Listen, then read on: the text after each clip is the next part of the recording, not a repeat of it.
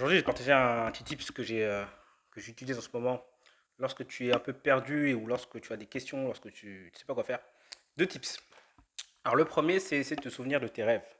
Et avant de rêver, essayer de tout simplement programmer ton subconscient pour qu'il te trouve soit une solution, soit un insight, etc., à la problématique à laquelle tu fais face, ou plutôt au puzzle que tu essaies de résoudre. Et en fait, tu t'endors. Et avant de t'endormir, tu te dis dans ta tête, donc tu parles dans ta tête et tu te dis, je vais me souvenir de mes rêves. Et dans mes rêves, je vais avoir la réponse au puzzle que je suis en train de résoudre. D'accord? J'utilise le mot puzzle pour remplacer pour le mot problème. Je trouve que le mot problème a une connotation trop négative.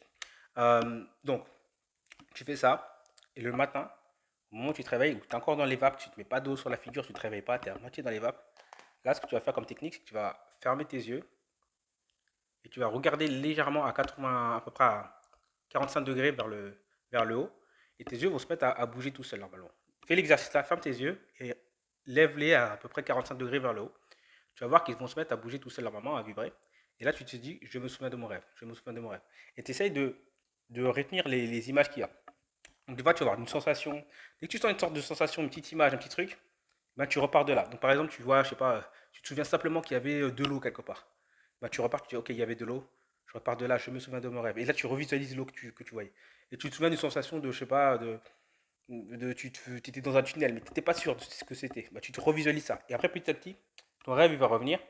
Et ce que tu fais ensuite, la deuxième étape de ça, tu te souviens de ton rêve, tu es toujours dans les vapes, tu prends un stylo et une feuille et tu commences à écrire. D'accord? Donc tu vas pas écrire ton rêve. Ce que tu vas écrire, c'est tu vas laisser le silence parler. Qu'est-ce que je veux dire par là? En fait, on a, il y a dans le silence, derrière les choses, il y a comme des informations en fait. Et tu peux les atteindre. Comment tu fais? Tu te mets dans le silence, tu prends un stylo et tu écris au hasard. Donc par exemple, tu vas écrire, tu sais pas par où commencer, je veux dire, voilà, ce matin, bah, j'ai essayé de me souvenir de mon rêve. Là, du coup, je suis en train d'écrire. Donc, je ne sais pas ce que je vais dire, mais du coup, j'écris. C'est marrant parce que je suis en train d'écrire du fait que je suis en train d'écrire. Et du coup, ça me fait penser que je suis en train d'observer ce que je suis en train de faire. Et c'est marrant, ça me fait penser, par exemple, est-ce que je suis l'observateur de ma vie? Est-ce que c'est moi qui agis? Et du coup, d'où viennent ces pensées? Parce que j'ai laissé, du coup, mon esprit divaguer et continuer à écrire. Donc, je ne sais pas quelle va être la suite de cette écriture, un petit peu comme je ne sais pas quelle va être la suite de ma vie, mais je suis en train de la former. C'est moi qui la régis. Donc ça me donne un pouvoir extraordinaire parce que je peux décider de quel va être le cours et la tournure de la suite de cette écriture de la même façon que quelle va être la tournure de la suite de ma vie. Tiens, c'est marrant, ça me fait penser au rêve que j'avais fait. Bref, tu vois, et tu reviens comme ça, et tu vas voir que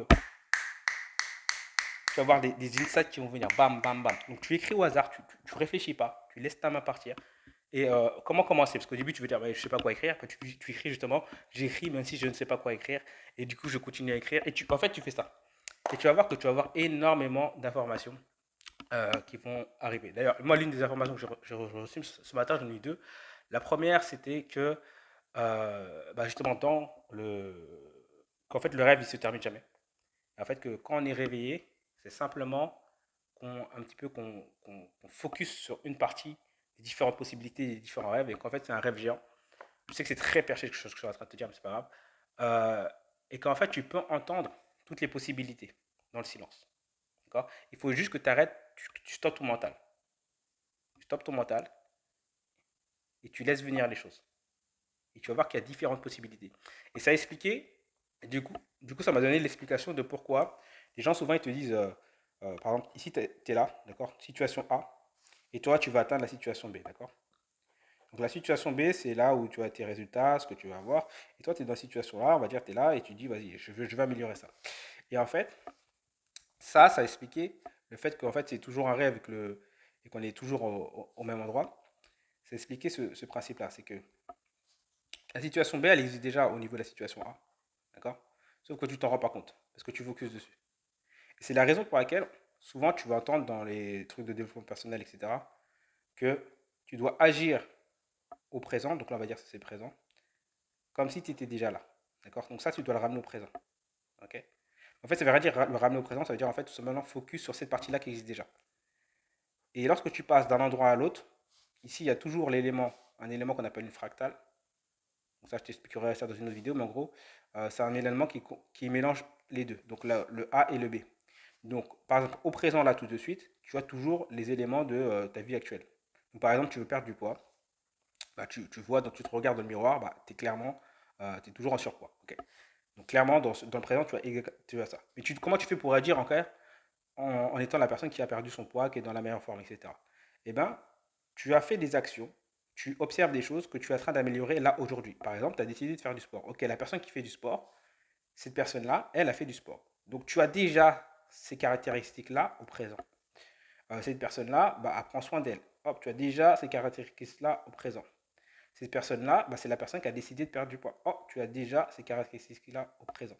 En fait, du coup, tu ramènes ça au présent. Tu es obligé de passer par cet élément où tu as les deux, en fait. C'est comme dans tout. Là, ça me fait penser à un autre élément.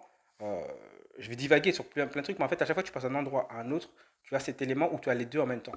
Par exemple, tu dois passer, je sais pas moi, bah, d'une langue à une autre, on va dire voilà. Hop, on va dire ça, c'est le drapeau anglais, même s'il n'est pas beau. Voilà, voilà. Et ça, on va faire quel drapeau? On va dire français. Voilà. D'accord. On va dire ça, c'est le drapeau de la France. Si tu veux traduire de l'anglais au français, tu dois avoir l'élément traducteur, il doit comprendre à la fois l'anglais et il doit comprendre aussi le français. Tu vois. Sinon, ça ne marche pas en fait.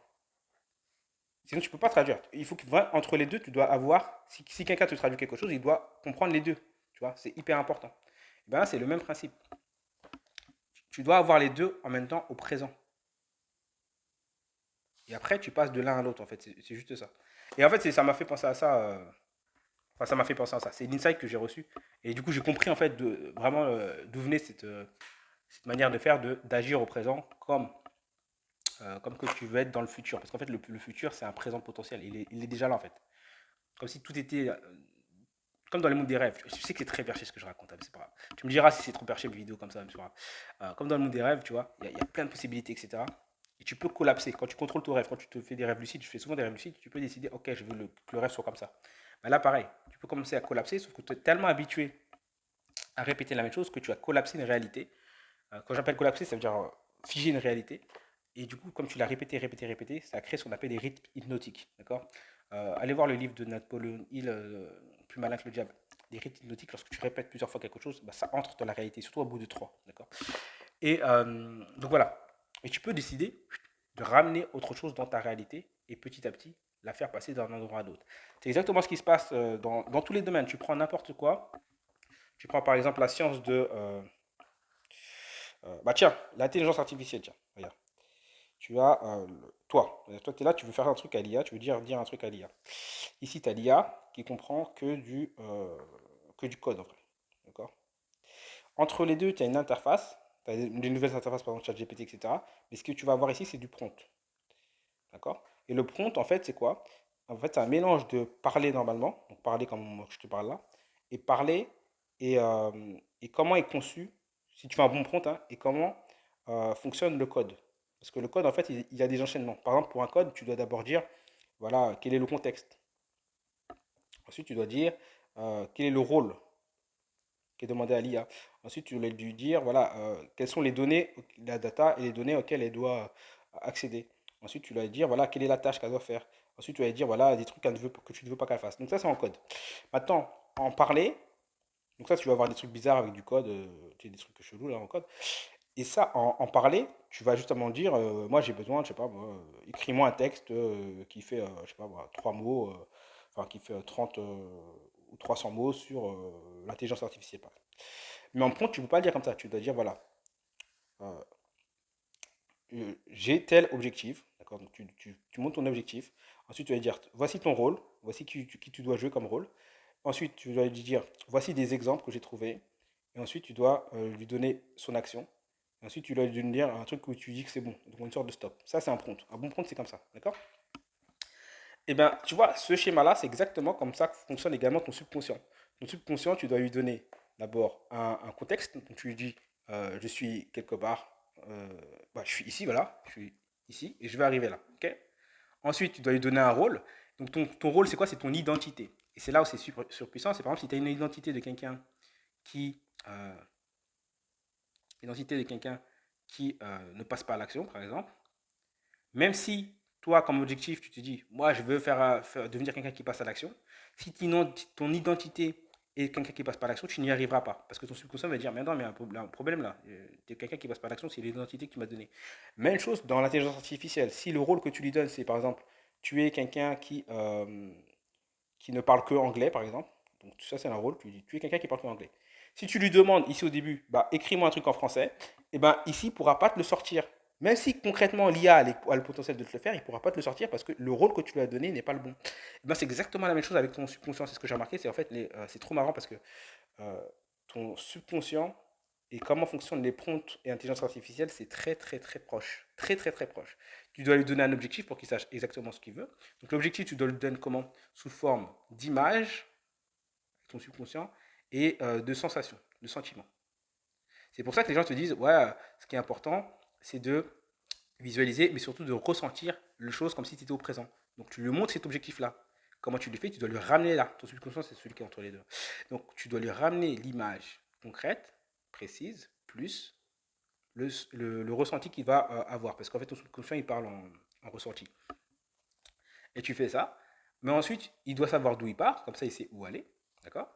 Ensuite, c'est bien de lui donner également des datas. D'accord? Donc, non, d'abord, tu dois lui donner un rôle. D'accord? Et ça, c'est ce que les gens ils appellent identity shifting, donc changement d'identité. D'accord? Donc, une fois que tu as la bonne identité qui est en accord avec ce qu'il y a ici, tu y arrives. C'est pour ça qu'il y en a qui court-circuitent ça, par exemple, qui se disent, moi, je ne vais pas changer d'identité, je vais me baser par rapport à l'identité que j'ai et je vais demander directement à mon subconscient qu'est-ce qui est OK avec mon identité. Donc, par exemple, je te donne un exemple. Mettons que tu es un coach et que tu veux fixer des prix et tu veux fixer des prix à 2 000 euros, d'accord, tu as ton coaching. Mais ton identité, ton subconscient se dit, non, non, non, ça pour moi, c'est trop. En fait, tu vas chercher à combien ça vaut par rapport à ce que tu ressens. Donc, tu vas lui dire, OK, si je fais le prix à 1 800, ça te va ou pas, mon subconscient? Et tu vas avoir un ressenti dans ton corps qui va te dire oui ou non. D'accord? Donc, souvent, le ressenti, euh, tu peux voir ça également dans l'human design. Le ressenti, c'est une sensation qui vient là. Par exemple, pour les gens comme moi, ça va être le oui, c'est une sorte de une sensation qui vient de l'intérieur de la gorge qui remonte jusqu'au nez, c'est-à-dire et le non, c'est une sensation qui, c'est le contraire, qui rentre du part du nez et qui rentre à l'intérieur, comme une respiration. C'est un peu bizarre ce que je te dis, mais c'est une sensation que tu vas apprendre à découvrir. Et tu peux faire ça. C'est-à-dire, soit tu changes ton identité, et dans ce cas-là, eh ben, tu choisis l'identité que tu veux, un petit peu comme si tu donnes un rôle à ton intelligence artificielle. Tu es la personne qui parle anglais, donc du coup, tu peux avoir quelqu'un qui répond en anglais. Tu es une personne qui parle chinois, tu peux avoir une réponse en chinois. Mais si tu dis, tu es une personne qui parle chinois et tu veux une réponse en français, ça ne marchera pas. D'accord? Ben là, pareil. Tu peux faire ça, ou sinon, tu demandes à ton subconscient bah, quelle langue il parle. Est-ce que tu parles chinois? Non. Est-ce que tu parles anglais? Non. Est-ce que tu parles norvégien? Ah, c'est un norvégien. Ok, bah tout ce qui rentre dans le norvégien, je vais le faire. Ok. Donc là, je te donne un exemple avec des langues, mais ça peut être la même chose avec est-ce que tu es quelqu'un qui estime que tu peux vendre à 2 000 euros? Est-ce que tu es quelqu'un qui estime que tu peux vendre à 4 000 euros? Est-ce que tu es quelqu'un qui estime que tu peux vendre à 10 000 euros? Et à un moment, il va fixer. D'accord. Et le petit truc, c'est que tu peux toujours stretch légèrement. Donc, par exemple, tu vends à 2 000. Une fois que tu as vendu à 2 000, ça te fait une croyance libératrice, une croyance positive. Tu lui demandes juste après, est-ce que tu penses qu'on pourrait vendre à 2100? Et tu peux augmenter comme ça petit à petit. C'est un vrai trick qui fonctionne. Voilà, j'ai beaucoup de choses à te dire. Voilà, j'ai encore une fois dérivé sur ce que je voulais te dire. Ça m'arrive souvent dans mes vidéos, c'est comme ça part d'un endroit et ça arrive à un autre, c'est la vie. Je suis comme ça. Voilà, j'espère que ça t'aura plu. Et encore une fois, je te le répète en fin de vidéo, si tu veux faire comme moi, c'est-à-dire prendre ton téléphone et partager des concepts que tu trouves et les partager aux gens pour que ça leur apporte de la valeur et en échange, il y a des personnes qui vont vouloir aller plus loin avec toi, que ce soit sur des formes de coaching, sur des formes de programmes, sur des formes de groupes que tu auras créés, des communautés, peu importe, et monétiser c'est pas forcément ton expertise, c'est ta vision du monde. Tu veux monétiser tes idées, les transformer en argent. Ben, c'est exactement ce que je fais là. Je peux t'apprendre également à le faire. Donc il y a le lien qui sera dans les commentaires. Dis-moi également en commentaire si ça t'intéresse. Et voilà, j'espère que tu auras appris quelque chose. Utilise ces techniques-là, le silence, les rêves. Et puis là, j'ai un peu dérivé sur pas mal de choses, mais j'espère que tu auras appris pas mal de choses. Allez, je te dis à très vite, c'était Mika.